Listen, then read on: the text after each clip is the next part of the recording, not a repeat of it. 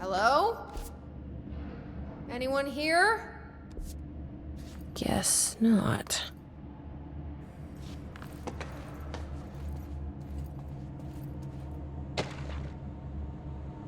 Seems a lot more crowded than the rest of the bureau.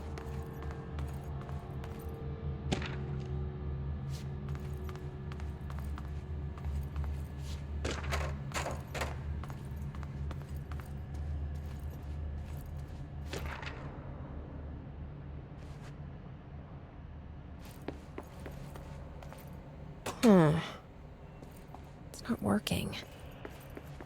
Probably a loose power core somewhere.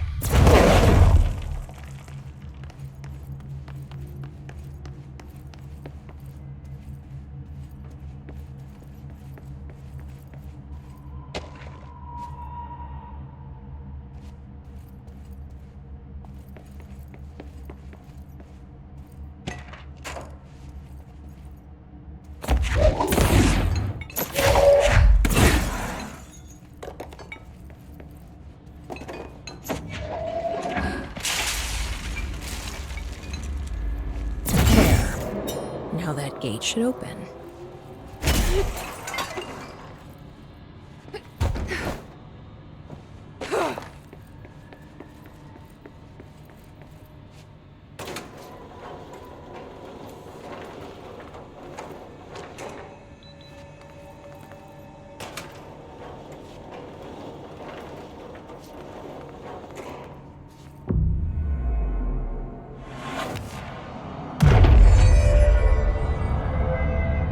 I'm no detective, but something definitely happened here.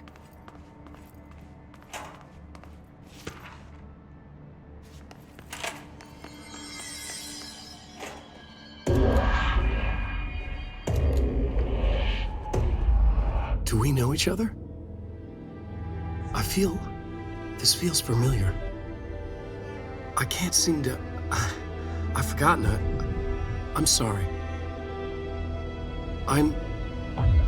My name is Alan Wake.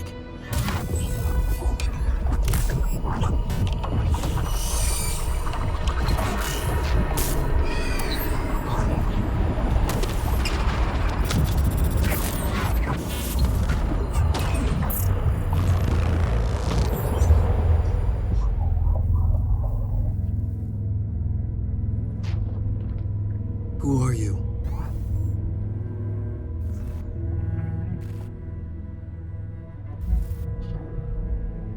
Who are you? Do I know you? I'm your friend Tom. Tom Zane. There's nothing to worry about. Tom, the poet, the diver, you look different. That was just a role, a character. The protagonist I played in my old film. I'm a filmmaker. An auteur like yourself. We're working on this together, remember? An artistic collaboration.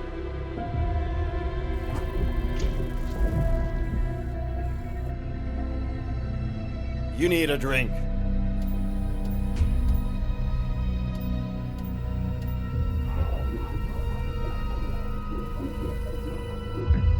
Gib es.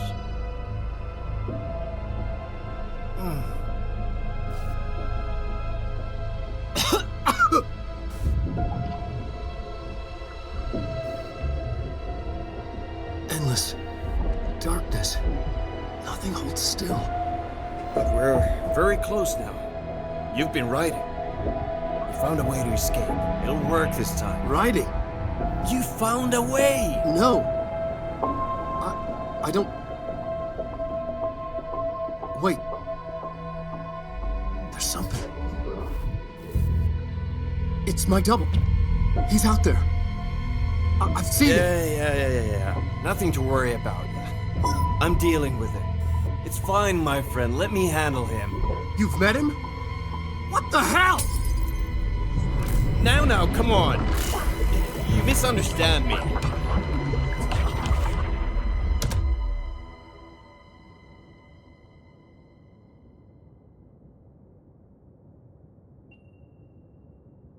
That was Alan Wake, the writer who went missing in that AWE case I read about.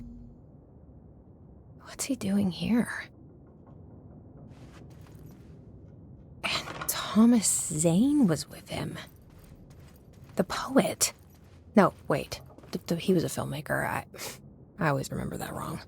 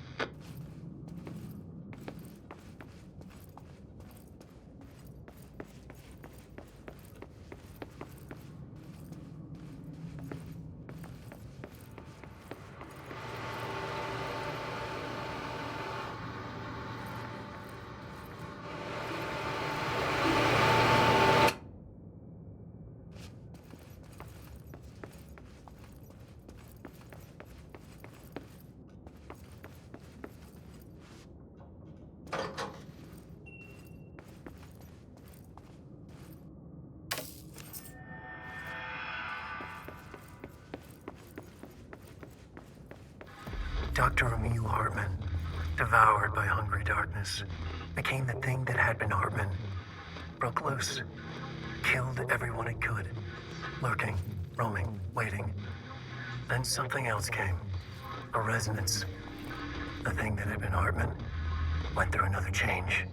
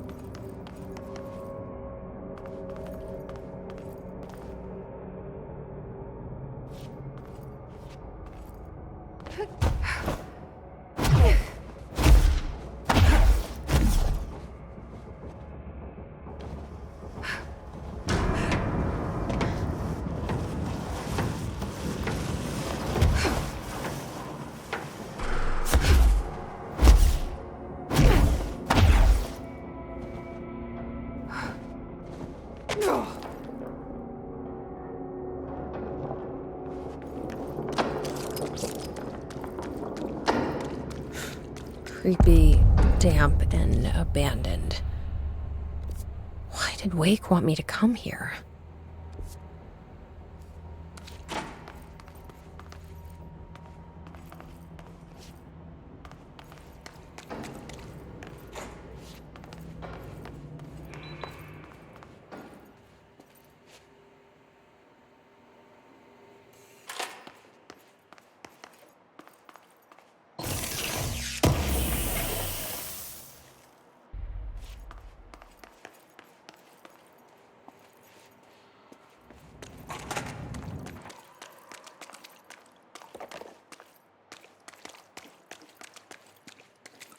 That doesn't look like a house shift. Do I even want to know?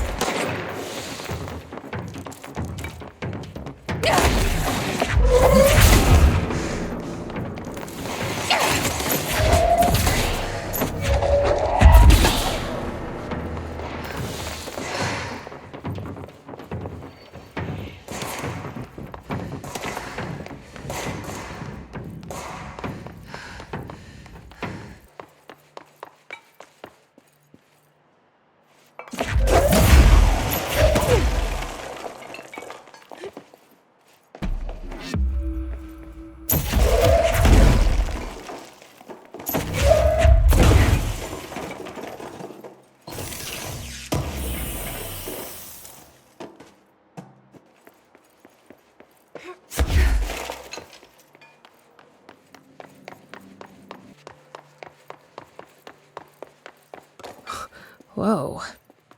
Looks like the house has gotten a little wild in here.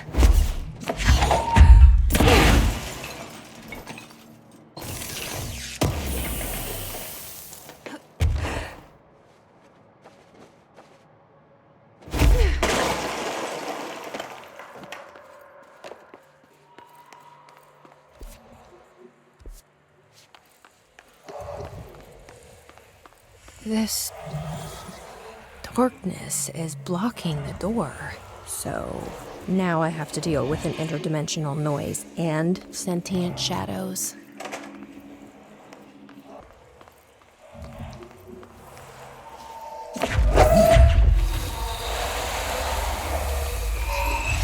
Light burns it away, huh?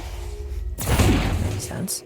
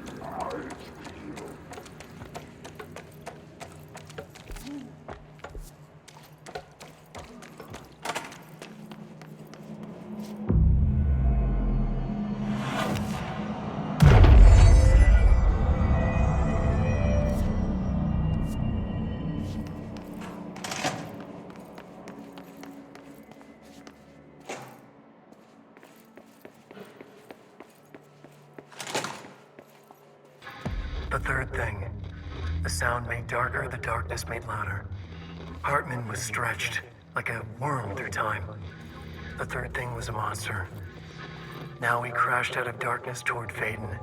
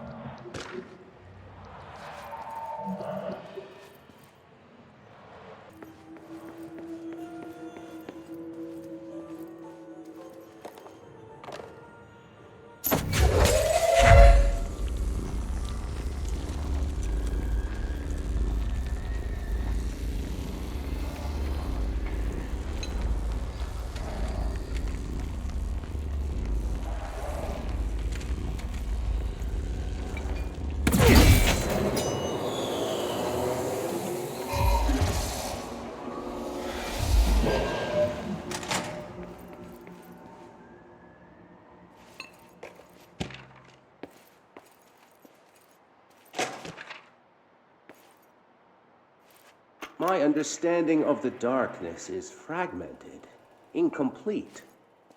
This abyss is very much light symbolizes knowledge, then it stands to reason that darkness would equate to ignorance. By its very nature, it abhors comprehension. Of course, my own nature drives me to comprehend all. We are opposing forces, destined to collide. And given this conflict of natures, we know that the light of truth will burn away the darkness, both figuratively and literally. Any significant light source can be used as protection, even weaponry against this metaphysical gloom. And there are the artists. I know for a fact that Tom, Wake, the Anderson brothers, and Lane all had some involvement in the darkness. The question is whether their uncanny ability to affect reality through their art beckons the darkness, or did their work perhaps even create it? With Wake now secure in my lodge, I expect I shall grow closer to learning the answers to these questions.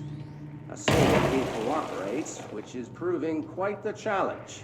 Well, perseverance is the foundation of knowledge. Speaking of, I must be off on my rounds.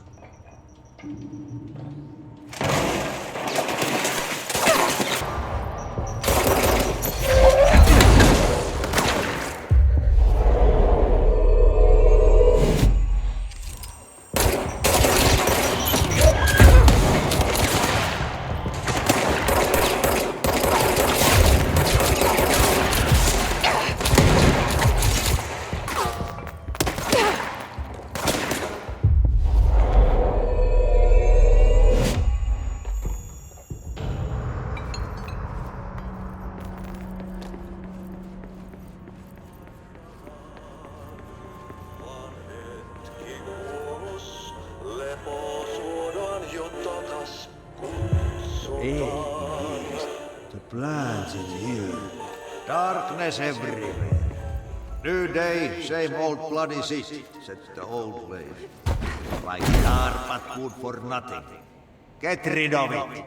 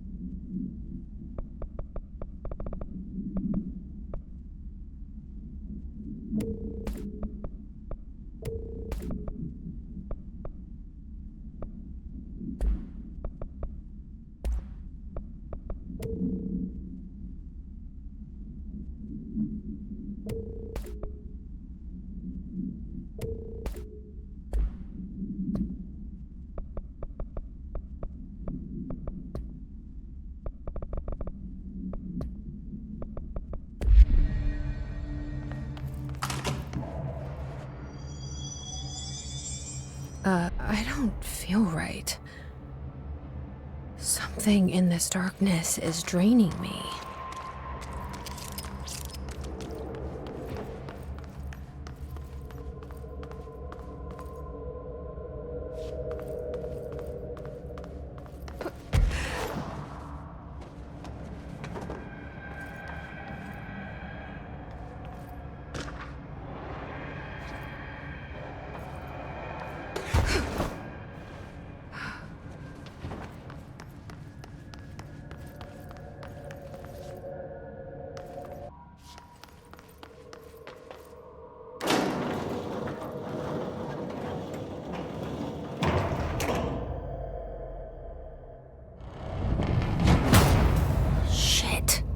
Now what? Harden was stretched. What is that? Devoured by hungry darkness. Come on, elevator, time to go! After Muir was tested. Fuck!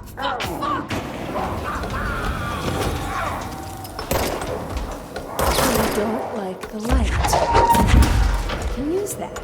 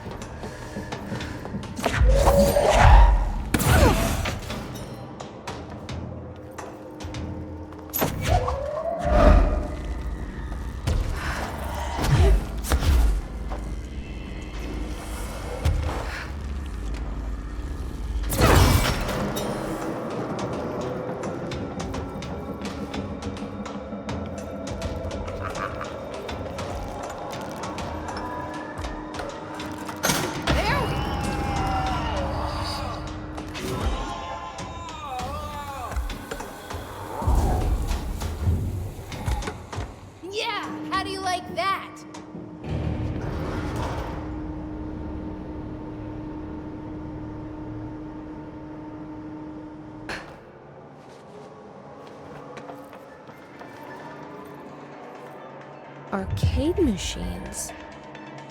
Shim. Whoa. Whatever.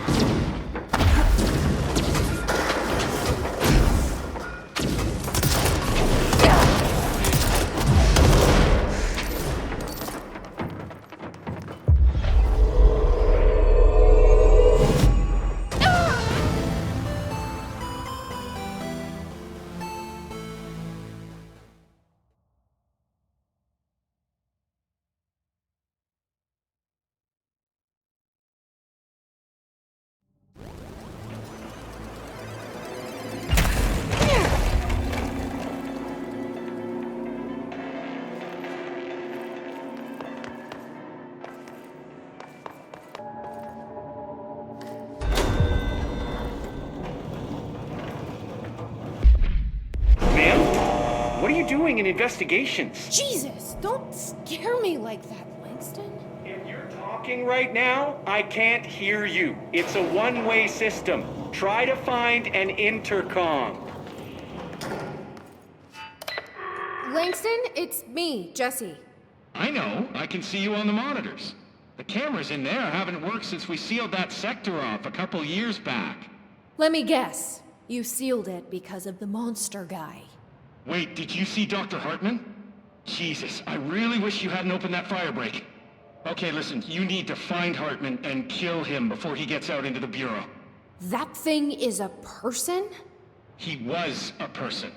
We brought him here to study after he was, altered in an AWE. I forget the medical word for what happened, but now light physically hurts him. Do you have a flashlight? No. A lantern? Headlamp? Oh yeah, flare gun. Oh, Christmas lights. You could wrap them around your... I don't have any of those, Langston. Shit. Okay, well, I'm sure you'll think of something. I'll keep an eye on you from the panopticon. This is kind of exciting, right? Maybe from where you're standing. Right, okay. Well, break a leg. Oh, why did I say that? Okay, this Hartman thing can't have gotten very far. Let's go flush him out. Langston was right. This is kind of exciting. Nice to have someone to talk to, you know? Ever since I got put in charge of the Panopticon, people treat me different, like I'm crazy for wanting to work with altered items. People just don't understand the altered items like I do, you know? I don't want to brag, but it does take a very empathetic mind to connect with the items. Doesn't want to brag. I'm making it so personal. Right. I mean, the teams in research handle paranatural materials every day, and no one thinks they're weird. Well, maybe that's not true. Darling is famous for being a bit out there, but when he's weird, it's charming. Altered items really aren't that frightening once you get to know them. If you figure out what they like or don't like, you know, what sets them off, then there's nothing to worry about. I guess at the end of the day, we're still just wild animals scared of our own shadows. We're supposed to be on the same team, but sometimes it feels like it's every department for themselves, like it's a race and we're all trying to be number one.